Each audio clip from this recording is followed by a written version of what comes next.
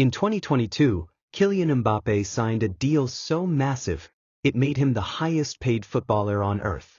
A €630 million contract. That's over 600,000 euros every single day, just to play football. But here's the twist. That number doesn't even tell half the story. Because Mbappe's paycheck isn't just a salary. It's a financial maze, built from image rights, loyalty bonuses, performance clauses, and hidden sponsorship deals that even his teammates don't fully understand. And he's not alone. Cristiano Ronaldo earns millions per post on Instagram. Lionel Messi made more from advertising his smile than scoring goals in a whole season. And Premier League players quietly collect clean sheet bonuses, appearance fees, and even secret win clauses that can double their income overnight. But here's the real question. How do footballers actually get paid? When a club announces a £100 million transfer, where does that money go? Who signs the check? And how does a player's bank account really look after taxes, agents, and endorsements? Because behind every jaw-dropping deal, there's an entire economy, agents negotiating cuts, sponsors pushing image rights, and clubs balancing books to stay within financial fair play. This isn't just about football anymore. It's about business, power, and money. So today we're going inside the system to uncover the hidden world of football salaries. How the world's biggest stars really earn their millions. And why the truth behind their paychecks is far more shocking than anyone imagines. Welcome to Sports Finance Insider. We bring you the business aspect of football. Please like and subscribe for more videos like this.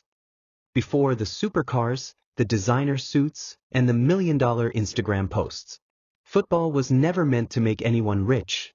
Decades ago, footballers weren't global celebrities. They were working men with muddy boots and rent to pay.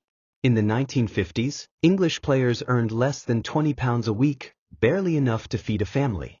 Some players took second jobs as plumbers, builders, or delivery men, training in the evening under weak floodlights. In 1961, a man named Jimmy Hill, captain of Fulham, led a rebellion that would change football forever. He fought against England's maximum wage rule, a law that stopped players from earning more than £20 a week.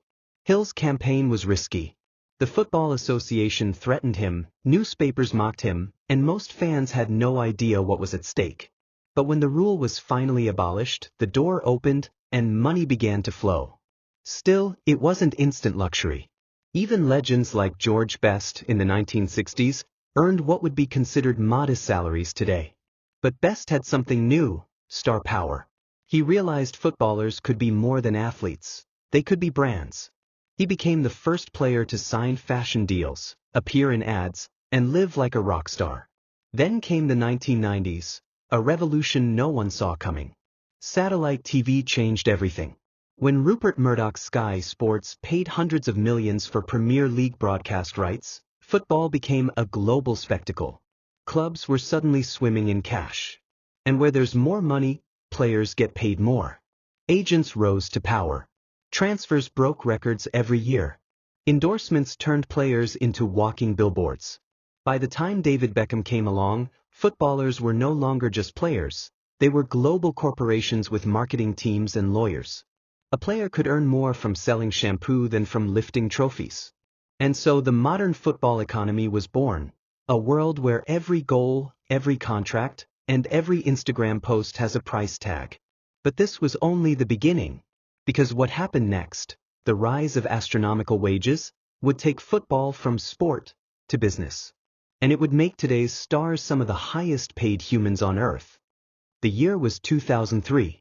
A young Cristiano Ronaldo arrived at Manchester United, a skinny teenager with gelled hair and dreams too big for Lisbon. His weekly wage? Just £6,000. Today, that same Cristiano earns more in a single Instagram post than his first year at Old Trafford. So, what happened? How did football explode into a billion-dollar industry, where teenagers earn more in a week than doctors do in a year? It started with television. Broadcasting rights became the golden ticket. Every Premier League season, networks battled for the right to show games, and the numbers kept rising. In 1992, the first Premier League TV deal was worth £191 million. By 2022, it was worth over £5 billion. And when clubs got richer, players got smarter. Because players are the product. The stars. The reason people tune in. And if billions are flowing into the game, the stars demand their share. Then came agents, the silent billionaires behind the scenes. Super agents like Jorge Mendes and Mino Raiola learned how to weaponize talent. They understood leverage. They made clubs compete for signatures, and pocketed up to 10% of every deal. Raiola alone reportedly earned over $80 million from one transfer. Sponsorships and endorsements took it even further. Nike, Adidas, and Puma didn't just sell boots, they sold dreams. A single commercial could make a player's face worth millions. Ronaldo signed a $1 billion lifetime deal with Nike. Messi did the same with Adidas. And even emerging stars like Mbappé had fashion deals with Dior and Hublot before turning 25. But here's the secret fans rarely see. Players don't just earn salaries. They have bonuses for goals, assists, and even appearances. They have loyalty clauses that pay them just for staying at a club. And when they sign, there's usually a signing-on fee worth millions up front. Football had officially turned into a financial battlefield. Players were no longer just athletes. They were global brands with accountants, marketing teams, and entire businesses built around their image. And at the top of this money mountain sat the most powerful negotiation of all, the super contract. A single deal that could make or break reputations. And that's where our story reaches its most intense moment. Paris. May 2022. Inside the luxurious offices of Paris Saint-Germain, one of the biggest deals in football history is being sealed. Kylian Mbappé, then just 23 years old, is sitting across from club executives, his family, and a team of lawyers. On the table, a contract that will shake world football. The offer? A staggering €630 million package, spread over 3 years. That's more than some clubs spend on their entire squad. But it's not as simple as a paycheck. Here's how it really breaks down. Base salary, €72 million per year, paid monthly. Loyalty bonus, €180 million, paid in 3 installments, just for staying at PSG. Signing bonus, €150 million upfront, tax protected. Performance clauses, extra millions for goals, assists, and Champions League milestones. Add image rights, brand deals, and bonuses, and Mbappé's total earnings make him one of the highest paid athletes on the planet. But the real story isn't just the number, it's the system behind it. Because in football, every euro that hits a player's account passes through a labyrinth of accountants, agents, and sponsors. Clubs negotiate not only salaries but image rights, the legal permission to profit from a player's face, name, and brand. For global icons like Messi or Ronaldo, image rights are worth tens of millions, sometimes more than the salary itself.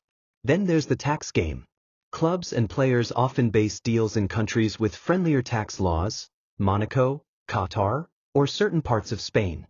In some cases, clubs even cover part of a player's taxes, effectively doubling the value of their take-home pay. And hovering above it all are the agents. For every deal signed, they take a commission, sometimes up to 10%. Mino Raiola famously earned more than $25 million just for brokering Paul Pogba's move to Manchester United. This is where football turns into finance. Every signature, every clause, every handshake, worth millions. But here's what most fans never see. The modern payment system is so complex, so layered, that even clubs struggle to keep up with it. And yet, it's this same system that keeps football alive, competitive, and global. Because for every Mbappé, there's a business empire behind him, built on the question we've been asking all along. How do footballers really get paid?